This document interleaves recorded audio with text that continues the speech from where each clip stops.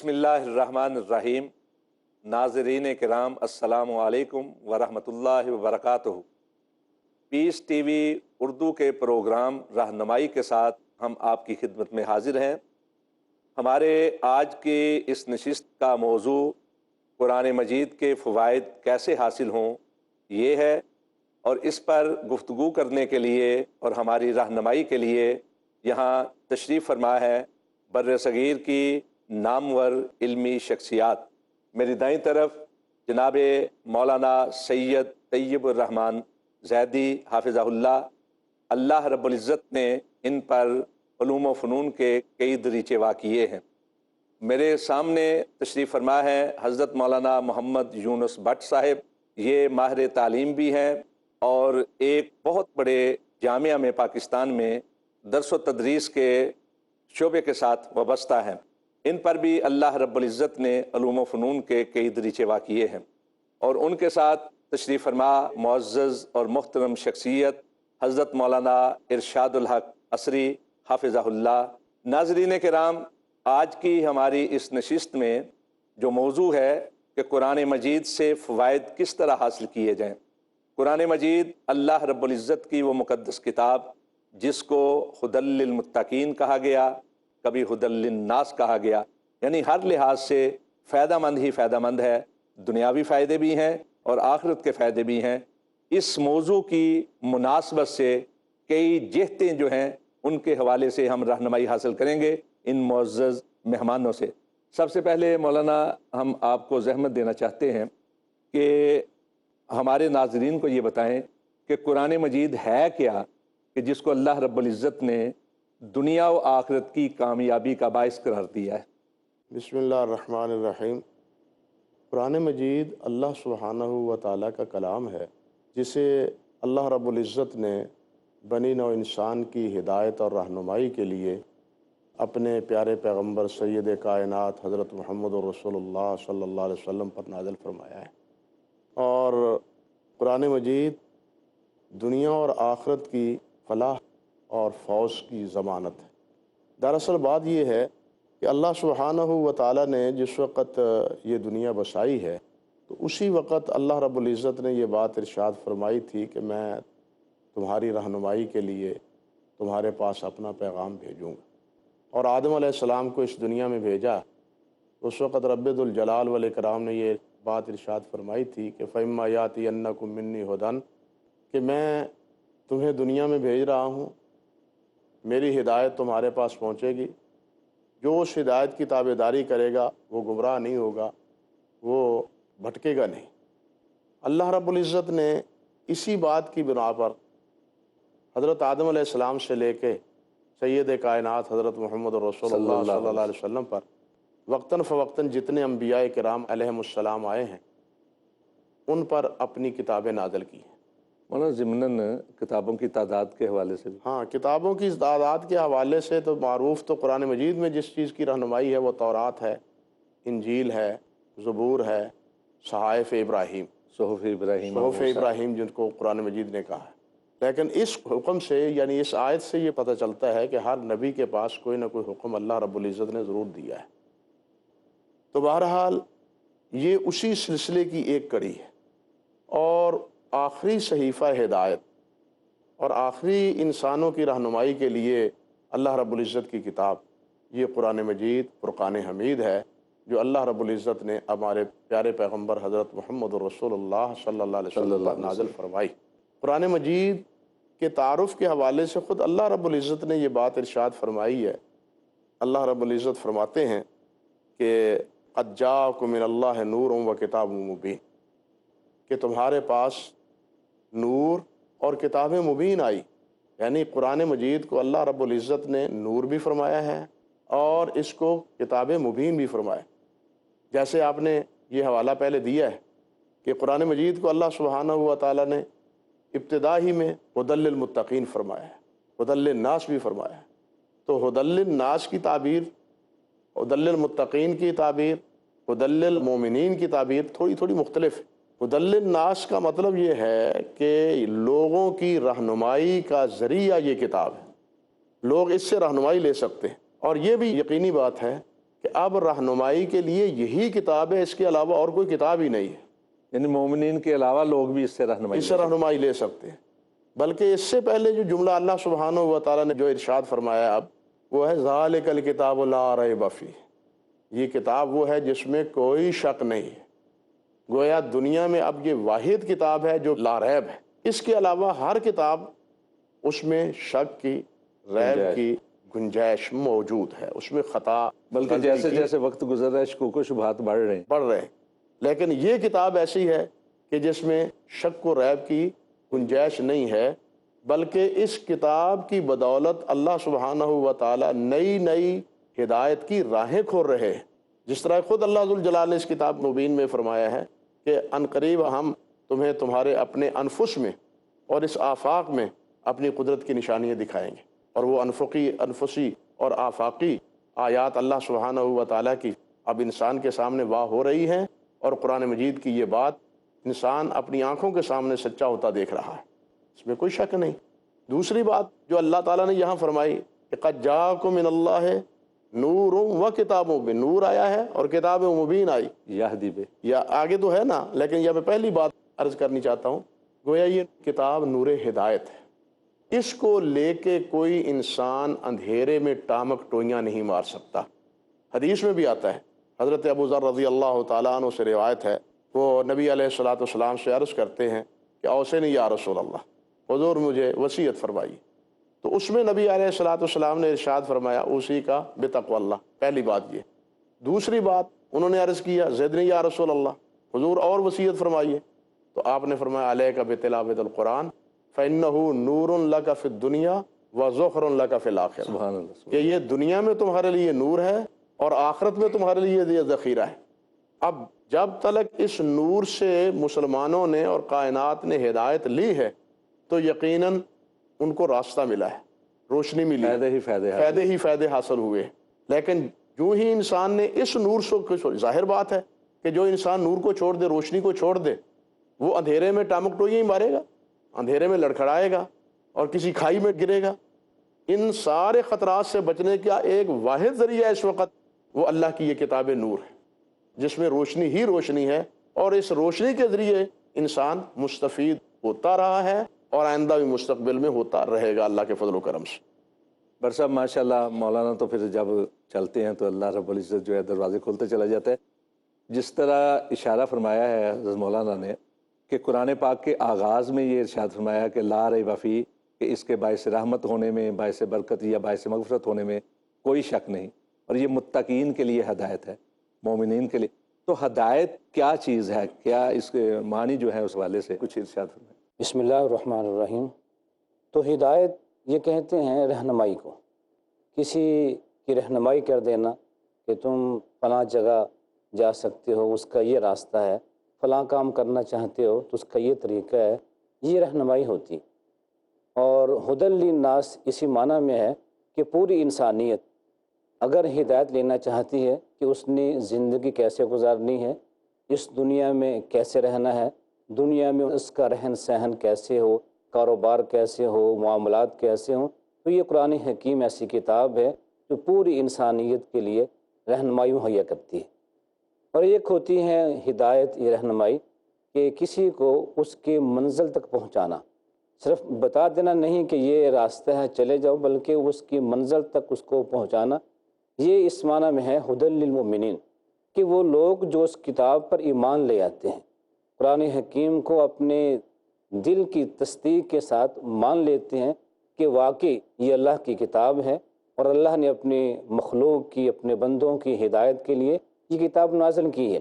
انہیں یقین کامل ہوتا ہے کہ یہ کتاب اللہ نے ہی ہماری ہدایت کے لیے بھیجی ہے، اس میں کوئی شک نہیں ہے، اور اس کی ہر بات حق ہے، سچ ہے، اور وہی ہماری رہنمائی ہے۔ تو اس یقین کامل کے ساتھ جو لوگ اس کو مانیں گے، قرآن حکیم پہ چلیں گے، تو یہ قرآن حکیم ان لوگوں کو ان کی منزل تک پہنچائے گا۔ اور تیسرا مقام ہے ہدی للمتقین۔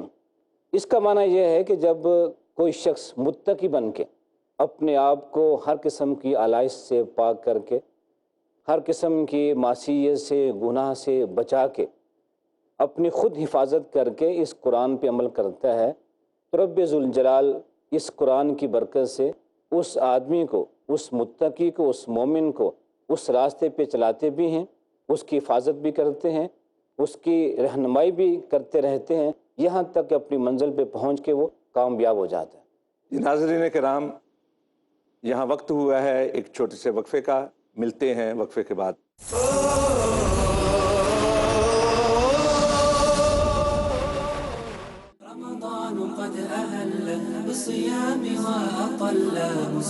السلام علیکم ورحمۃ اللہ وبرکاتہ۔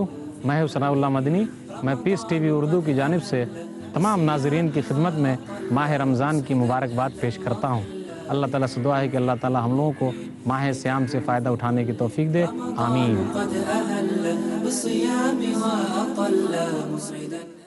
جھوٹ کا اندھیرا کتنا ہی گہرا کیوں نہ ہو، سچائی کی ایک کرن اسے مٹا دینے کے لیے کافی ہے۔ ہر پہلو، ہر نظریہ، ہر نقطہ سچ کا، ہر دم، ہر پل، ہر لمحہ سچ کو پیش کرنے کی جستجو۔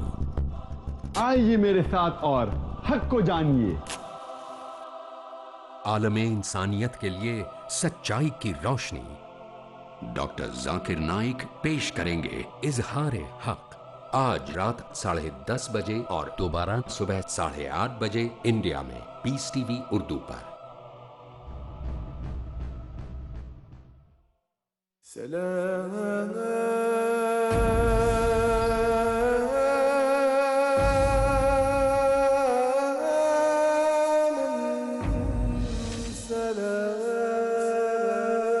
قرآن وہ سنت کی روشنی میں،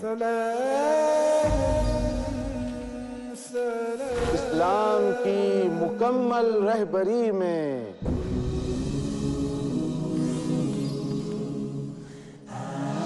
ہم ہوں گے کامیاب زندگی میں۔ جانیے وہ باتیں جن سے نکھرتے ہیں مومنین، ریاض الصالحین۔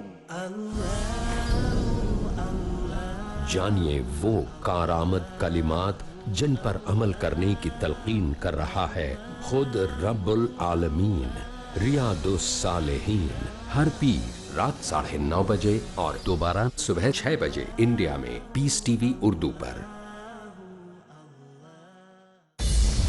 پیس ٹی وی پیش کرتا ہے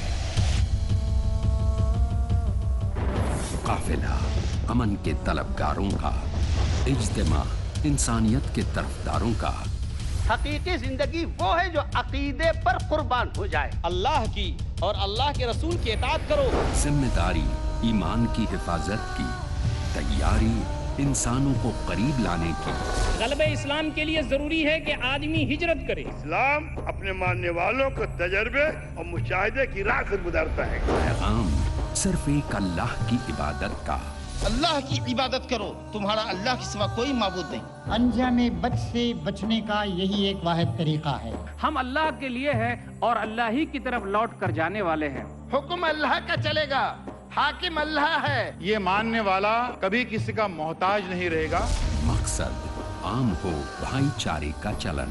ہم تو آئے ہیں اللہ کے بندوں کو اللہ سے جوڑنے کے لیے۔ ہم اپنے مقصد کے لیے جدوجہد کرتے رہیں گے۔ دین اسلام کو دنیا میں ہم غالب کر دیں گے۔ ہر مسلمان کا فرض ہے وہ اسلام کے امن کا پیغام دوسروں تک پہنچائے۔ تحریک امن، اگلا پروگرام پیس ٹی وی اردو پر۔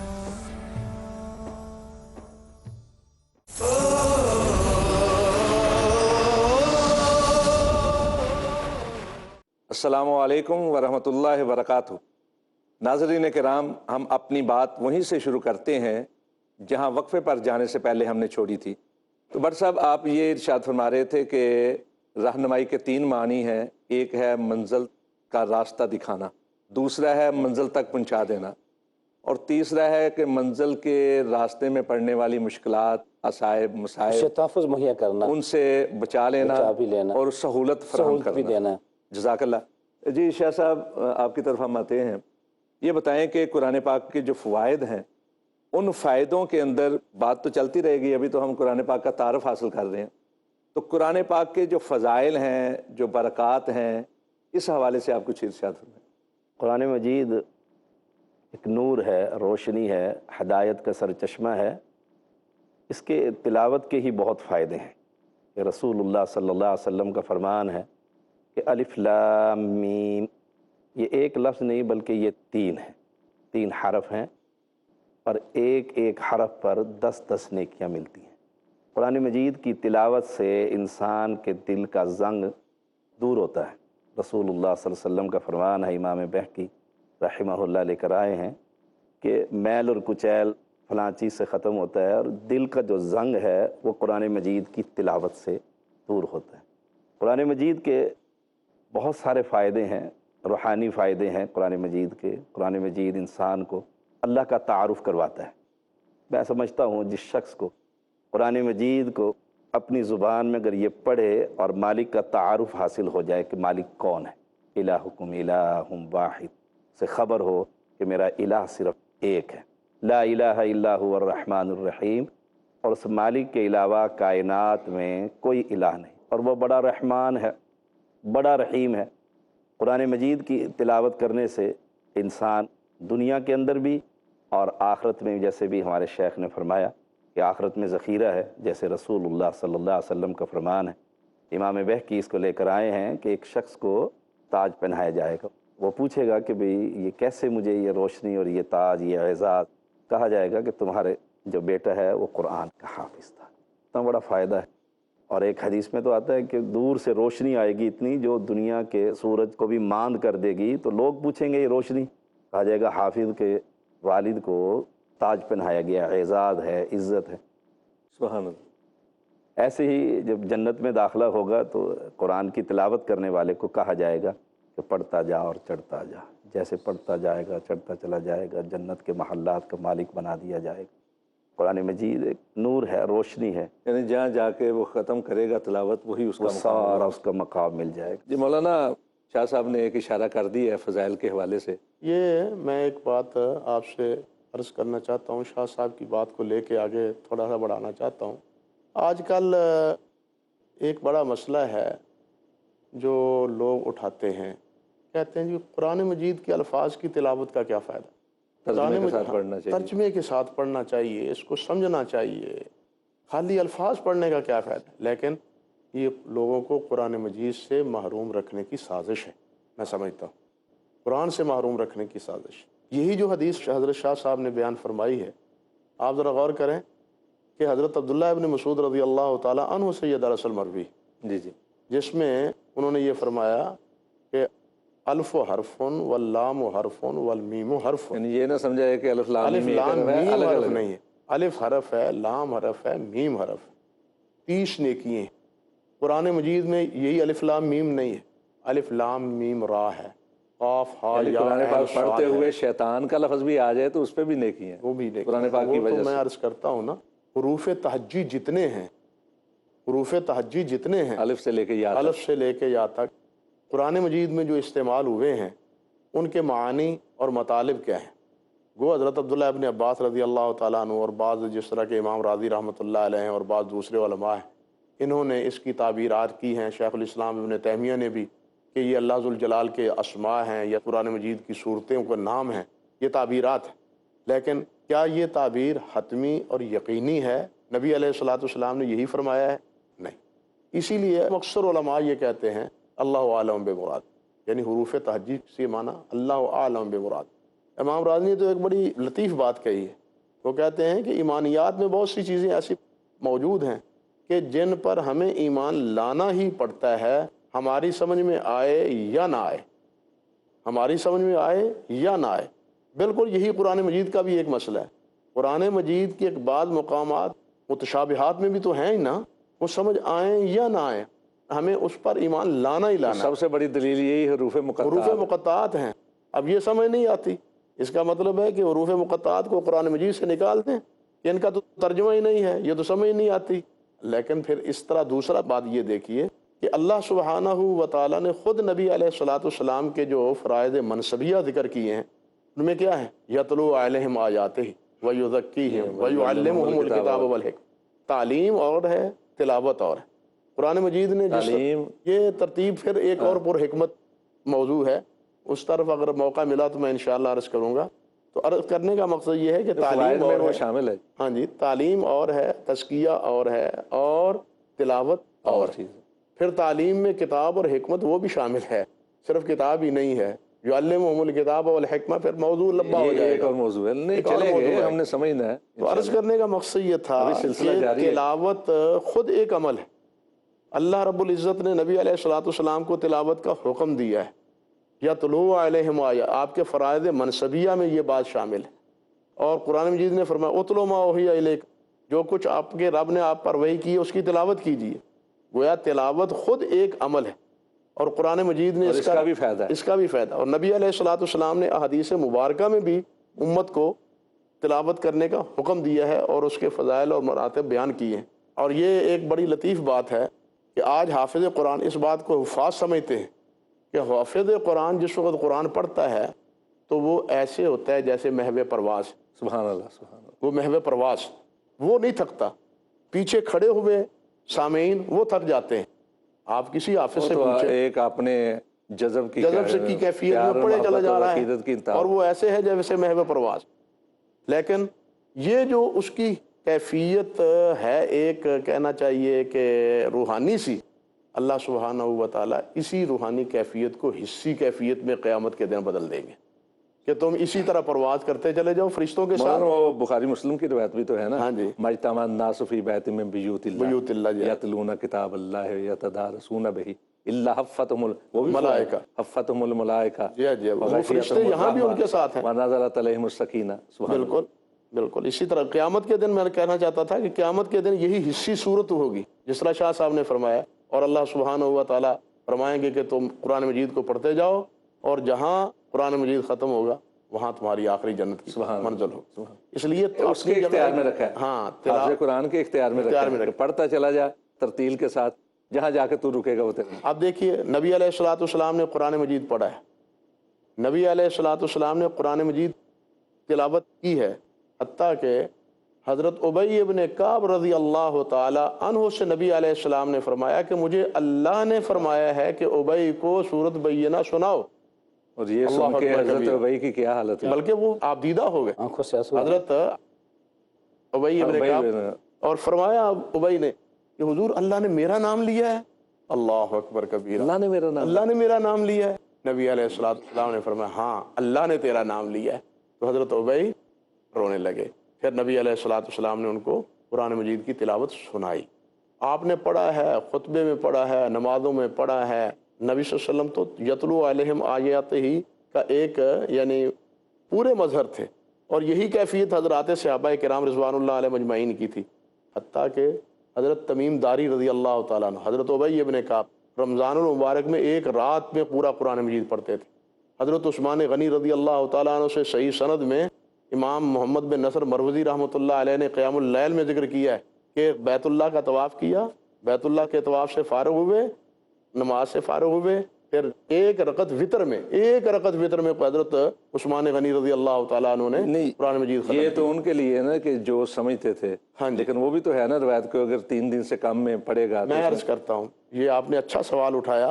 سامعین کے دل میں یہ بات، ناظرین کے دل میں یہ بات آ سکتی ہے کہ نبی علیہ الصلوۃ والسلام نے تو 3 دن سے کم پڑھنے کی اجازت نہیں دی. امام احمد بن حنبل رحمۃ اللہ علیہ، عبداللہ بن عمر بن عاص کو 7 دن سے کم کی اجازت. جی. اور امام اسحاق بن راہویہ رحمۃ اللہ علیہ یہ حضرات فرماتے ہیں کہ دراصل یہ حکم عام ہے، مخصوص ازمنہ اور مخصوص امکنہ میں اس کی اجازت ہے. صحابہ کرام کے اس عمل کی توفیق اس طرح انہوں نے عمومی اجازت نہیں. یعنی آپ دیکھیے رمضان المبارک میں تو کثرت عمل مطلوب ہے. نبی صلی اللہ علیہ وسلم نے رمضان المبارک کے حوالے سے فرمایا کہ اللہ کے فرشتے جو آواز لگاتے ہیں یا باغی الخیر اقبل، یا باغی الخیر اقبل، اور نیکی کی تلاش کرنے والے، نیکی کرنے والے اور نیکی کرو. اب ہم کہیں کہ جناب ہم نے تو ایک پارہ پڑھ لیا ہے، اب آگے نہیں پڑھے. اللہ کی طرف سے تو حکم ہو رہا ہے اور کرو اور کرو. اسی طرح بیت اللہ شریف ہے، وہاں نیکی کی کثرت مطلوب ہے. یہ جو 2 مقامات ہیں، اسی لیے حضرت عثمان غنی کا یہ جو عمل ہے نا وہ بیت اللہ ہی میں ہے. موقع بھی ہے، مکان بھی ہے. مولانا بات ہم جاری رکھیں گے.